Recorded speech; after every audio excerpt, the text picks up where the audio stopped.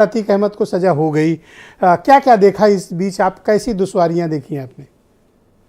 देखिए, जिस तरह से आज पूरे देश में और उत्तर प्रदेश में लोग देख रहे थे कि आज क्या होगा, अदालत ने मात्र 10-15 मिनट के भीतर अपना फैसला सुना दिया और अतीक अहमद को पहली बार आजीवन कारावास हुआ।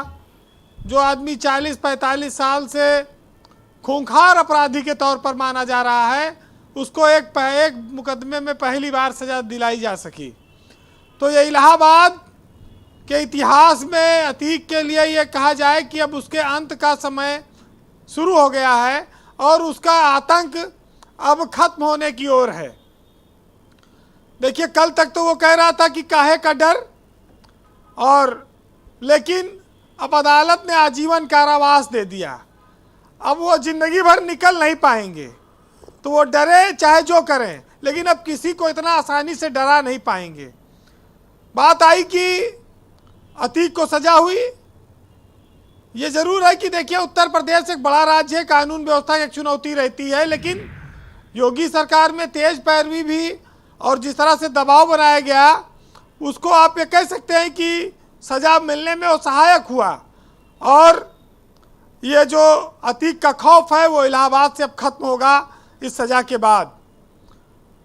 महत्वपूर्ण बात यह भी है कि जब जो लोग सारे लोग बैठे हैं, जो लोग सुनते हैं, जब कोई अपराधी अपने साथ होता है तो वो अच्छा लगता है, जब दूसरे दल में चला जाता है तो उसके तमाम पाप और कमियां गिनाई जाती हैं। 43 साल का एक आदमी जो सियासत में भी कामयाब रहा, उसको राजनीतिक पार्टियों ने ही तो पाला पोसा। वो कहीं ऐसा थोड़ी था कि बिना राजनीति में आए इतने दिन चल पाता, वो तो तभी चला। आपको याद होगा कि एक बार मामला आया था 2012 में, जजों ने अतीक के केस से सुनवाई से अपने आप को अलग कर लिया था। बहुत ज़्यादा खौफ हुआ करता था अतीक अहमद का। आज लेकिन वही अतीक अहमद को कचहरी में कुछ लोगों ने खुलेआम माँ बहन की गालियां दी, जूते दिखाए, लेकिन ना तो वो कोई रिएक्शन दे पाया और ना उसकी कोई हिम्मत हुई, ना वो जवाब दे पाया। अब ये जरूर है कि जो शूटर रहे हैं उन पर भी अब शिकंजा कसना चाहिए। तो ये चीज़ें तो होंगी। अभी तो साबरमती उसको वापस ले जाएंगे, अब शायद मीडिया ना जाए क्योंकि अब उतना आनंद बचा नहीं इसमें, ये मामला ख़त्म हो गया है। लेकिन अतीक अहमद की उम्र कैद ने योगी सरकार को उत्तर प्रदेश में और बीजेपी को बड़ी संजीवनी दी है। अब ये जो भी आ रहा है नगर निगम का चुनाव, वो अतीक अहमद पर भी वो लड़के काफ़ी जीतेंगे।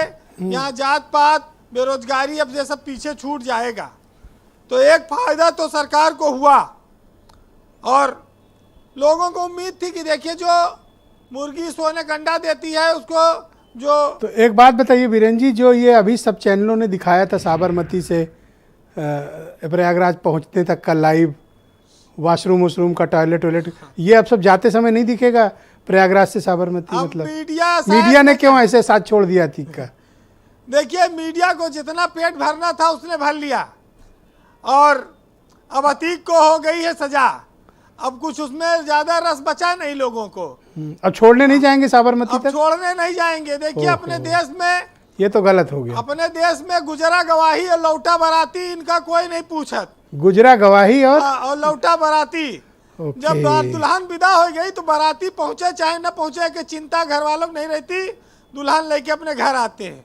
ऐसे जब एक बार गवाही हो गई तो फिर गवाह को कौन पूछेगा, जाए चाहे जहाँ रहे। वोट जब तक नहीं दियो तब तक तो पोलिंग स्टेशन पे हाथ पैर जोड़ते हैं लोग, जब वोट देके निकल आए तो कौन पूछेगा आपको। ब्रजेश जी, अतीक प्रकरण ने एक चीज उसके साथ साथ देखिए, मुख्तार और अतीक दोनों को योगी सरकार में सजा हुई। आज निर्विवाद रूप से अगर आप देखेंगे इस प्रकरण को, तो अपराधियों के खिलाफ योगी आदित्यनाथ की एक छवि बनी है उत्तर प्रदेश में और देश में। कुछ लोग ये कहने लगे हैं कि शक्ति के मामले में योगी मोदी के बाद नंबर 2 के नेता हो गए हैं देश में, और योगी की साख इस मामले में बढ़ी है। लेकिन हर कोई ये जानता है कि गुनाहों का अंत एक दिन होता है, और अतीक के गुनाहों का भी अंत होना चाहिए था और वो हुआ। ये जरूर है कि इसका श्रेय योगी सरकार को जाएगा, भाई उनकी सरकार में कार्रवाई हुई। लेकिन इस देश में सोने की मुर्गी देने वाली, अंडा देने वाली मुर्गियों को बहुत पाला जाता है, और ये तो वोट देने वाली मुर्गी मुद्दा है, इसको तो पालेगी ही सरकारें। अब ये देखना होगा कि अभी तो बहुत सारे मुकदमे, उसका भाई छूट गया है एक मुकदमे में, अभी उसको बरेली वापस भेज दिया है, अभी वो और मुकदमे में वांछित है। मुर्गी कह के आप बड़ी बेइज्जती कर रहे हो अतीक की। मैंने खाली एक उदाहरण दिया अच्छा, है। तब ठीक है। बकरा भी कह सकते थे, ठीक है। लेकिन वो सियासत में उतना बढ़िया ब्रांडिंग नहीं होती उसकी। तो ये जो हाल है सरकार को, तो देखिए बात अभी आई, सुनील साजन ने भी कहा भाई टॉप 10 माफिया जो उत्तर प्रदेश में है उनकी एक सूची अब जारी होनी चाहिए, क्योंकि अतीक और मुख्तार को तो सब जान गए, बाकी और जो बचे हैं उनको भी जानना होगा। हम लोग अब इस देश में, प्रदेश में ये बात की चर्चा तो होती है कि चलो माफिया अपराधी, अब इनको कोई पार्टी टिकट नहीं देती जी वीरेंद्र तो जी। इनका स्कोप तो खत्म हुआ जी। लेकिन दुनिया में सरकारों का ये हमेशा से कर्तव्य रहा है कि अपने वो सभी नागरिकों को सामाजिक, आर्थिक और राजनीतिक सुरक्षा दे, न्याय दे, और ये हमारे संविधान में गारंटी भी है। लेकिन सत्ता में आकर सफ़ेद पोस्ट बनकर जिस तरह संविधान और कानून को ये लोग तोड़ते मरोड़ते थे, मुकदमे वापस लेते थे, गैंग चलाते थे, वो सब खत्म हुआ। जी। तो ये जालिम और सितमगर, तो जो लोग थे जिनके डर से, कातिल के डर से लोग खुलकर नहीं बोलते थे, अब वो चीज़ ये खत्म हो जाएगी। जी वीरेंद्र जी। कई बार अदालतों की वजह से भी देर होती है, अतीक के मामले में भी ऐसा ही हुआ। राहत इंदौरी ने लिखा है कि इंसाफ अब हमेशा जालिमों के हिमायत में जाता था, और ये हाल है तो फिर कौन अदालत में जाता था। और दस्तार नोच के अब हावले उड़े और सर बच गया, ये भी शराफत में जाएगा। और दोखज के इंतजाम में उलझा है रात दिन, दावा ये कर रहा है कि जन्नत में जाएगा। और खुशफहमियों की भीड़ में तू भले क्यों गया, पहले मरेगा बाद में जन्नत में जाएगा। और वाकिफ़ है खूब झूठ के फन से ये आदमी, और ये आदमी एक रोज़ सियासत में जाएगा।